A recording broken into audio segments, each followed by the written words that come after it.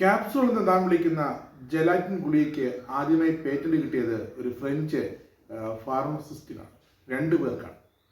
പക്ഷേ ഇപ്പോൾ ക്യാപ്സൂളിൻ്റെ ആ യഥാർത്ഥ കണ്ടുപിടുത്തക്കാരൻ തിരുവനന്തപുരത്ത് AKG സെന്ററിൽ ഇരുന്ന് MP നികേഷ് കുമാർ എന്നാണ് വൈഫ്.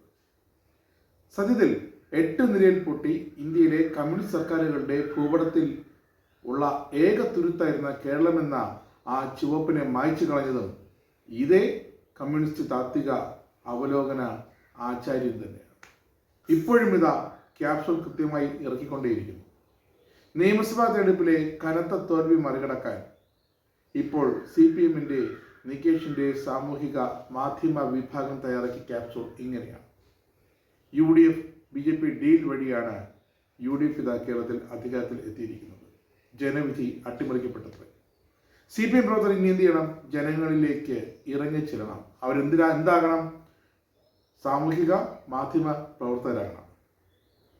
അതെ, കേരളത്തിലെ നിലവിലെ മാധ്യമ പ്രവർത്തകരൊക്കെ പണികളാൻ ഇറങ്ങിയിരിക്കുകയാണ് MP നികേഷ് കുമാർ.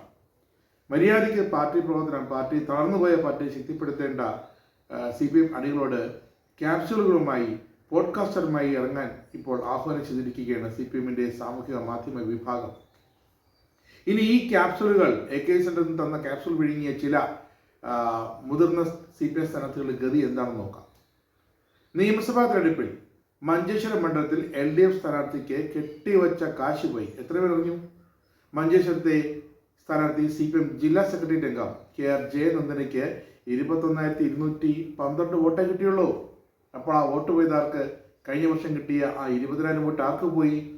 മുസ്ലിം ലീഗിൻ്റെ സ്ഥാനാർത്ഥിക്ക് പോയി. അങ്ങനെ ലീഗിൻ്റെ സ്ഥാനാർത്ഥിയെ നാണം കെട്ട് സ്വയം തോറ്റ് CPM ഇതാ അവിടെ ജയിപ്പിച്ചിരിക്കുന്നു. 31,300 വോട്ട് ലഭിച്ചാലേ മഞ്ചേശ്വരത്തെ കെട്ടിവെച്ച കാശ് കിട്ടാനുള്ള 6 ഭൂരിപക്ഷമാകുകയുള്ളൂ. കഷ്ടം. LDF സ്ഥാനാർത്ഥിക്ക് അതുപോലും കിട്ടിയില്ല.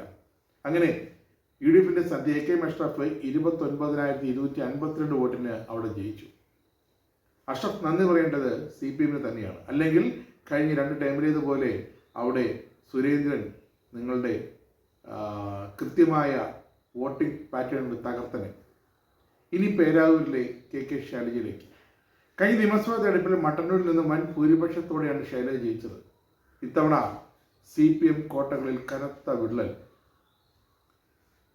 ചില പഞ്ചായത്തുകളിൽ 1,500 വോട്ടിന്റെ ഭൂരിപക്ഷം പ്രതീക്ഷിച്ചു നാട്ടുകാരിയായ ശൈലജ. പക്ഷേ അതിന്റെ പകുതി പോലും കിട്ടാത്തൊരവസ്ഥ. ഒടുവിൽ ശൈലജ 8 നിലയിൽ പൊട്ടുകയും ചെയ്തു. ഭയക്കാതെ തന്നെ പേരാവൂരിൽ നിർബന്ധിച്ച് മത്സരിപ്പിച്ചെന്ന് പറഞ്ഞ് CPM സംസ്ഥാന സെക്രട്ടറിയിൽ കടുത്ത അതൃപ്തി അറിയിച്ച് സമാധാനപ്പെട്ടു. മത്സരിക്കാൻ താല്പര്യമില്ലാതിരുന്നിട്ടും തന്നെ പിടിച്ചു നിർത്തി മത്സരിപ്പിച്ചു എന്നാണ് ഇപ്പോൾ KK ശൈലജ CPM നേതാക്കളുടെ മുഖത്ത് നോക്കി പറയുന്നത്. ജയിക്കില്ലെന്ന് എല്ലാവർക്കും അറിയാമായിരുന്നു, താൻ ഒഴിച്ചെന്നാണ് ശൈലജ ഇപ്പോൾ നിറകണ്ണീരോടെ പറയുന്നത്. ഇനി കോഴിക്കോട്ടേക്ക് പോകാം. CPM വോട്ടുകൾ ഒരിടത്തും ചോർന്നിട്ടില്ല എന്നല്ലേ മാധ്യമ വിഭാഗം തലവൻ നികേഷ് കുമാർ പറയുന്നത്. ഇതാ മുൻ മേയർ തോട്ടത്തിൽ രവീന്ദ്രന് പറയാനുള്ളത് കേൾക്കാം. CPM വോട്ടുകൾ BJPയിലേക്ക് വ്യക്തമായി പോയെന്ന് തുറന്നടിച്ചിരിക്കുകയാണ് കോഴിക്കോട് നോർത്ത് മണ്ഡലത്തിലെ LDF സ്ഥാനാർത്ഥിയായിരുന്ന തോട്ടത്തിൽ രവീന്ദ്രൻ. BJPയുടെ കടന്നുകയറ്റമാണ് തന്റെ പരാജയത്തിന്റെ പ്രധാന ഘടകമെന്ന് തുറന്നു പറയാൻ അദ്ദേഹത്തിന് ഒരു മടിയുമില്ല. കാരണം കഴിഞ്ഞ തെരഞ്ഞെടുപ്പിനേക്കാൾ കോഴിക്കോട് നോർത്തിൽ BJP 9,000 വോട്ടുകൾ കൂടുതൽ പിടിച്ചു. ആ വോട്ടുകൾ എവിടുന്നാണ്? LDFന്റെ വോട്ടുകൾ കുറഞ്ഞാണ് BJPയുടെ വോട്ടുകൾ കൂടിയത്. അത് സത്യം. ഇങ്ങനെയാണ് ഈ പോക്കെങ്കിൽ BJP മുന്നോട്ട് പോകുമെന്നാണ് തോട്ടത്തിൽ രവീന്ദ്രൻ കോഴിക്കോടിലിരുന്ന് മലബാർ ഭാഗത്തിരുന്ന് മുന്നറിയിപ്പ് നൽകുന്നത്. പല സംസ്ഥാനങ്ങളിലും പ്രത്യേകിച്ച് ബംഗാളിലൊക്കെ സംഭവിച്ച അതേ സംഭവം, അതേ സ്ഥിതി ഇവിടെ കേരളത്തിൽ സംഭവിക്കാൻ ഇങ്ങനെയാണെങ്കിൽ വലിയ താമസം ഉണ്ടാകില്ല എന്ന് വളരെ വിഷമത്തോടെ CPMന്റെ മുതിർന്ന നേതാവായ തോട്ടത്തിൽ രവീന്ദ്രൻ പറയുന്നു. ഇനി LDFന്റെ കൺവീനർ TP രാമകൃഷ്ണൻ തോൽപ്പിച്ചത് ലീഗിന്റെ തീപ്പൊരി പുതുമുഖ വനിതാ സ്ഥാനാർത്ഥിയായ ഫാത്തിമ തഹ്ലിയ. പേരാമ്പ്രയിൽ രാമകൃഷ്ണൻ വീഴ്ത്തിയത് ഇതേപോലെ തന്നെ സ്വന്തം പാർട്ടിക്കാർ തന്നെയായിരുന്നു. ശക്തി കേന്ദ്രങ്ങളായ പഞ്ചായത്തുകളിൽ നിന്നും കനത്ത വോട്ട് ചോർച്ചയാണ് CPMന് LDF ഇത്തവണ നേരിടേണ്ടി വന്നത്. നൊച്ചാട്, മേപ്പയ്യൂർ, അരിക്കളം, കീഴരിയൂർ ഈ പഞ്ചായത്തുകളൊന്നും TP രാമകൃഷ്ണൻ മാർക്കില്ല. കാരണം ഇവയെല്ലാം അദ്ദേഹത്തെ ചതിച്ചപ്പോൾ 5087 വോട്ടിൻ്റെ ഭൂരിപക്ഷത്തിലാണ് ഫാത്തിമ തഹ്ലിക്ക് ജയിക്കാൻ വഴിയൊരുങ്ങിയത്. ഇനി കേരളമാകെ CPM എന്താണ് സംഭവിക്കുന്നത്?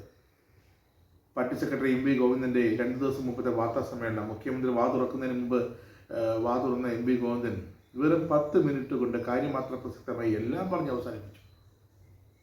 ചൈന വഴി കറങ്ങി റഷ്യ വഴി ഡൽഹി വഴി കേരളത്തിലേക്ക് എത്തുന്ന ആ രീതി ഉപേക്ഷിച്ചു. അങ്ങനെ തോൽവിക്ക് കാരണക്കാരിൽ ഒരാളായ MV ഗോവിന്ദൻ്റെ രാജിക്കായി സൈബറിടത്തിൽ മുറവിളി വരികയാണ്.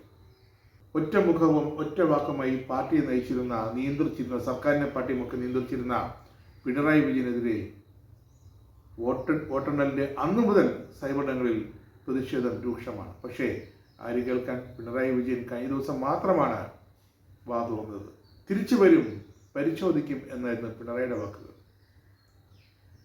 എന്തായാലും MV ഗോവിന്ദനെതിരെ കണ്ണൂരിലെ തളിപ്പറമ്പിലും പയ്യന്നൂരുമൊക്കെ പാർട്ടി തകർന്നടിഞ്ഞതിന് MV ഗോവിന്ദനെയാണ് കണ്ണൂരിലെ സഖാക്കൾ പ്രതിക്കൂട്ടിലാക്കിയിരിക്കുന്നത്.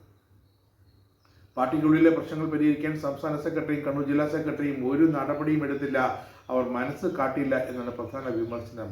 എവിടെ വിജയ രാജന്മാരെന്നാണ് ഇപ്പോൾ അണികൾ ചോദിക്കുന്നത്. തളിപ്പറമ്പിൽ പിൻഗാമിയായി തൻ്റെ ഭാര്യയെ MLA ആക്കാൻ MV ഗോവിന്ദൻ ശ്രമിച്ച് എന്നാണോ അന്നു മുതൽ ഗോവിന്ദൻ്റെ അടിത്തറ ഇളകി തുടങ്ങിയെന്ന് മുഖത്ത് നോക്കി പറയുന്നു രണ്ടാം തരം നേതാക്കൾ.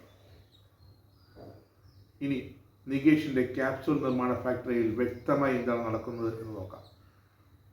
1-2 വീഡിയോകൾ നികേഷ് പുറത്തിറക്കി കഴിഞ്ഞു. എന്താണ്? പാർട്ടി പ്രവർത്തനവും പാർലമെന്ററി പ്രവർത്തനവും പോലെ തന്നെ സാമൂഹിക ക്ഷേമ പ്രവർത്തനവും CPM അണികൾ നടത്തണമെന്നാണ് പുതിയ ആഹ്വാനം. അപ്പോൾ ഇതുവരെ ചെയ്തുകൊണ്ടിരുന്നത് സാമൂഹിക ക്ഷേമം അല്ലായിരുന്നു, നിങ്ങൾ മഴക്കുടികൾ വഴി എടുത്തു എന്നാണ് പറഞ്ഞത്. എവിടേത്? എല്ലാ പാർട്ടി കേഡർമാരും സാമൂഹിക മാധ്യമ പ്രവർത്തകരാകണമെന്നും സ്വയം പോഡ്കാസ്റ്റർമാരാകണമെന്നും, അതായത് എല്ലാവരും മൊബൈലും കൊണ്ട് റോഡിലേക്ക് ഇറങ്ങണമെന്ന്. മുദ്രാവാക്യം വിളിക്ക് പകരം ചുരുട്ടിപ്പിടിച്ച കൈകൾക്ക് പകരം കയ്യിൽ വേണ്ടത് മൊബൈലാണത്രേ. അങ്ങനെ ഒരു കൊടുങ്കാറ്റ് പോലെ തിരിച്ചു വരാൻ സാധിക്കുമെന്നാണ് നികേഷ് കുമാറിൻ്റെ ഇപ്പോഴത്തെ കണ്ടെത്തൽ. കാരണം അടുത്ത 5 വർഷവും നികേഷിന് പണിയില്ലാതിരിക്കാൻ പറ്റില്ല. അപ്പോൾ ഇതേപോലെ ഒരു ക്യാപ്സൂൾ നിർമ്മാണ ഫാക്ടറിയുടെ തലവനായി AKG സെൻറ്ററിലെ AC-ക്കുള്ളിൽ തന്നെ ഇരിക്കണം. അത് അവരുടെ കാര്യം. കേരളത്തിൽ BJP 3 സീറ്റ് നേടിയത് കോൺഗ്രസിൻ്റെ തണലിൽ എന്നാണ് ഒന്നാമത്തെ നികേഷിൻ്റെ ആരോപണം. നോക്കൂ, അടുത്ത നിയമസഭാ തെരഞ്ഞെടുപ്പിൽ UDF-ലെ ഈ പകുതി പേർ 2031 BJP-യിലേക്ക് ചേക്കേറുമെന്ന് നികേഷ് ഒരു കണ്ടുപിടുത്തം നടത്തിയിട്ടുണ്ട്. തിരുവനന്തപുരത്ത് 2-ഉം ചാത്തന്നൂരും BJP-ക്ക് കിട്ടിയ 3 സീറ്റുകൾ അത് എവിടെ നിന്നാണ്? അത് LDF സ്ഥാനാർത്ഥിയെ തോൽപ്പിച്ച് തന്നെയാണ്. LDF വോട്ടുകളിൽ വിള്ളലുകൾ ഉണ്ടാക്കി തന്നെയാണെന്ന് ജനം വിധി എഴുതി കഴിഞ്ഞു. ജനം അത് ചർച്ചകളിൽ വ്യക്തമായി മനസ്സിലായി കഴിഞ്ഞു. എന്നിട്ടും ആ നോട്ടം മൊത്തം ഇപ്പോൾ KPCC ആസ്ഥാനത്തേക്ക്